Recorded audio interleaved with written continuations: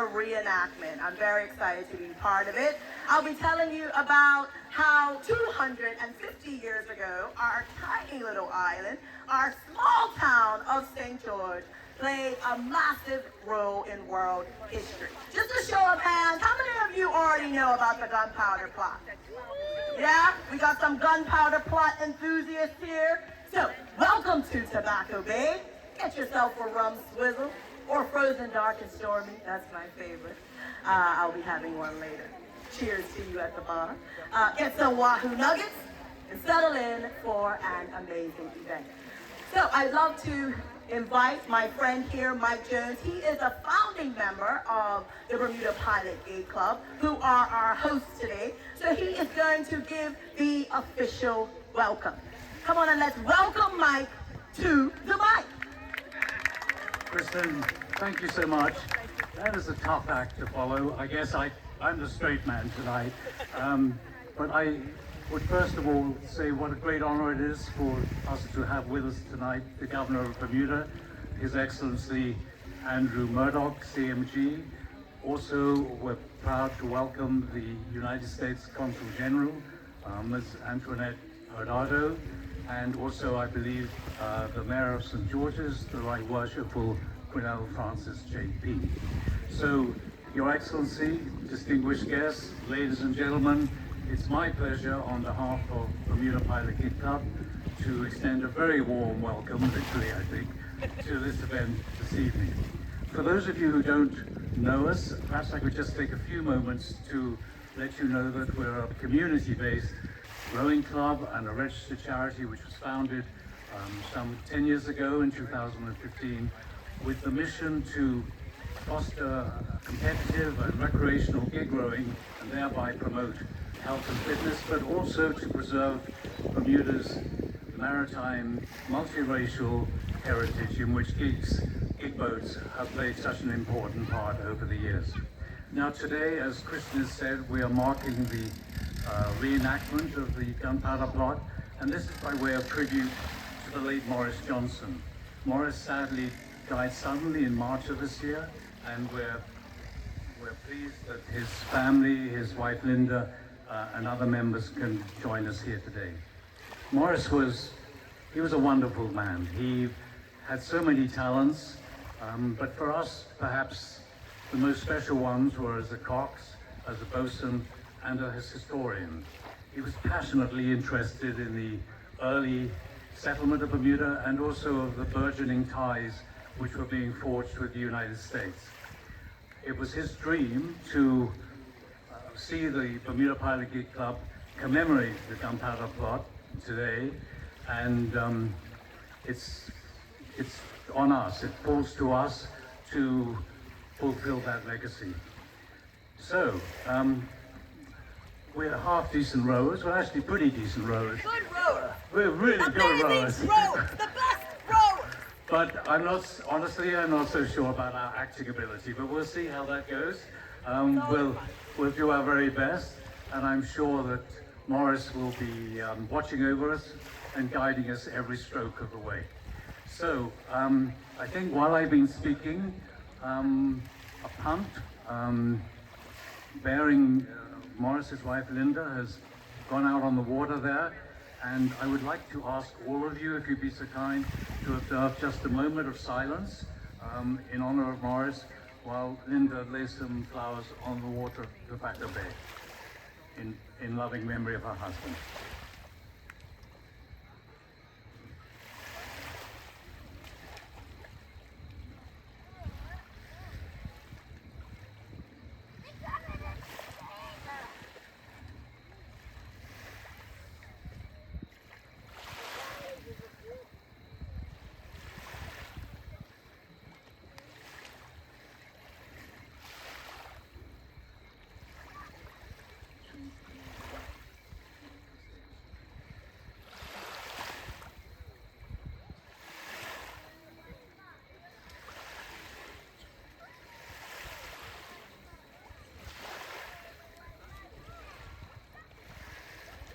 Ladies and gentlemen, thank you.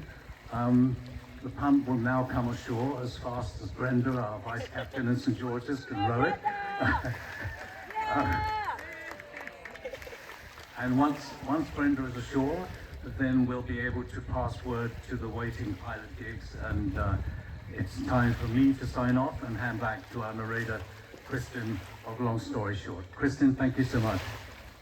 Thank you so much. Let's give a round of applause to Mike, Brenda, and of course, rest in peace to Morris. Thank you to the Bermuda Pilot Gig Club for the vision of this event and for all of the work that you put into making today possible.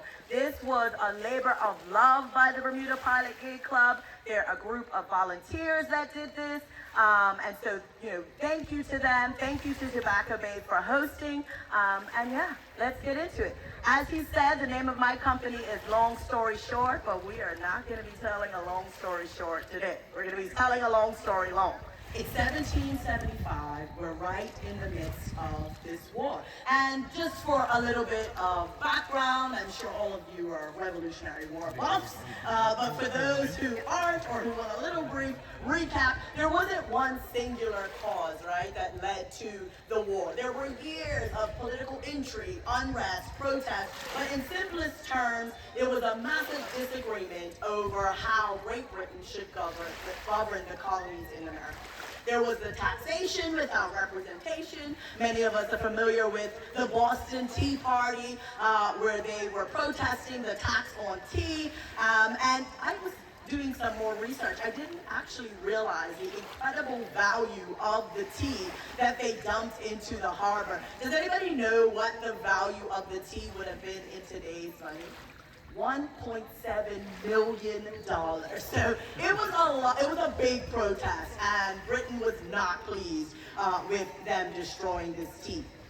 The colonies also felt it was unfair and ineffective for Britain to be governing from thousands of miles away, and there was concern about overreach of the military. So these and other concerns would grow from disagreement, tension, to all-out war.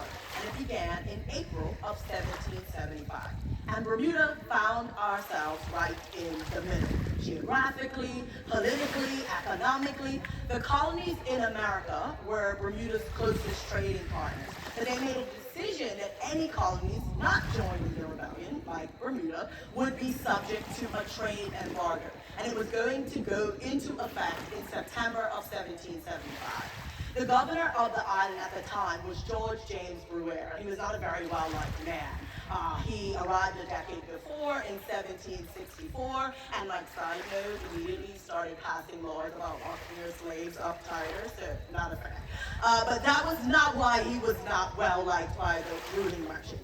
There were many issues that they had with him, and they actually appointed a committee to address the tyranny and oppression of the governor.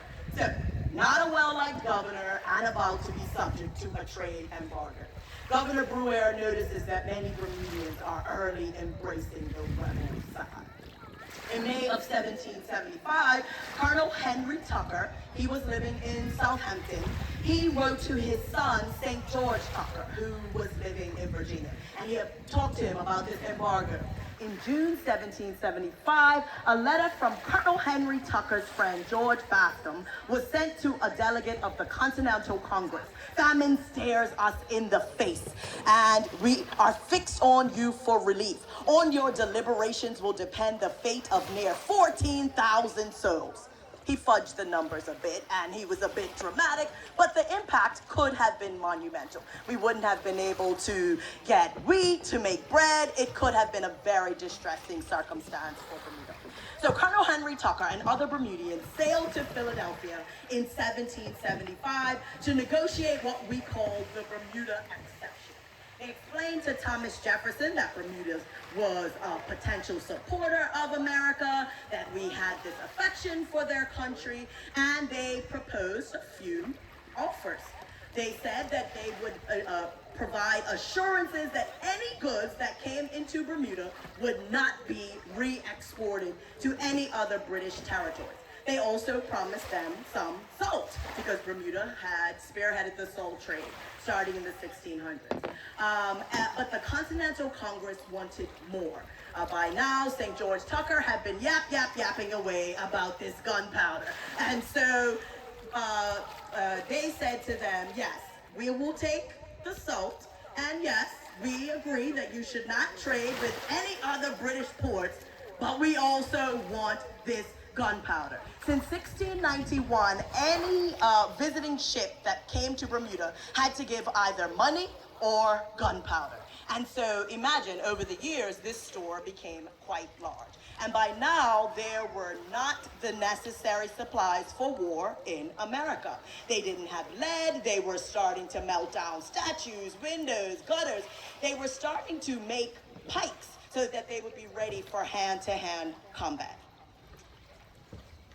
So they said to them that yes, if you could get us the salt, the gunpowder, and agree to not trade with any other British ports, the Continental Congress would allow Bermuda to trade with their ports.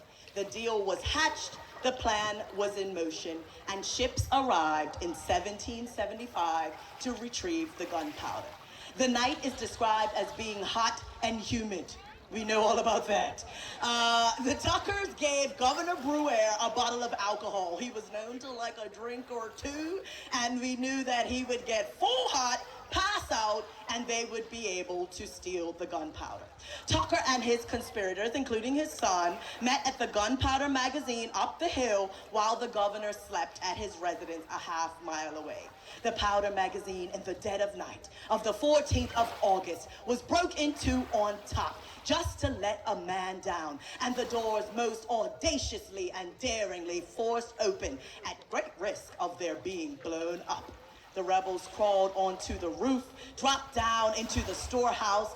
The gunpowder awaited the men in quarter barrels, kegs. They each held 25 pounds of gunpowder. At the time, they had about half a pound of gunpowder, which was the equivalent of about 9 bullets per man. So they did not have enough to win a war. So of course, when they found out about this store of gunpowder in Bermuda, they wanted to get their hands on that. The kegs were ferried from shore in rowboats not unlike these. Yay, rebels!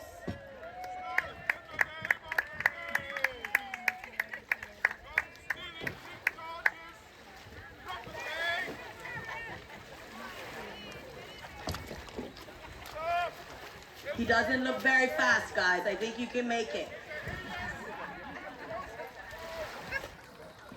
Make sure they have safe passage, clear passage out.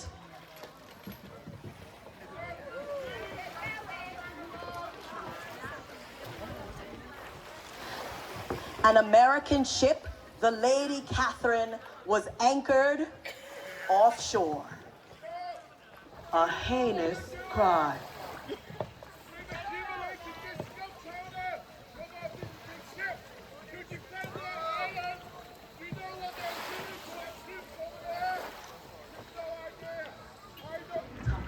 So because of these close connections, Governor Brewer knew the family well enough to suspect them. So the next time you pass by Tucker House on Water Street, stop and imagine the tense dinners there. Governor Brewer staring at his son-in-law across the dinner table, suspecting him of this audacious of villainy.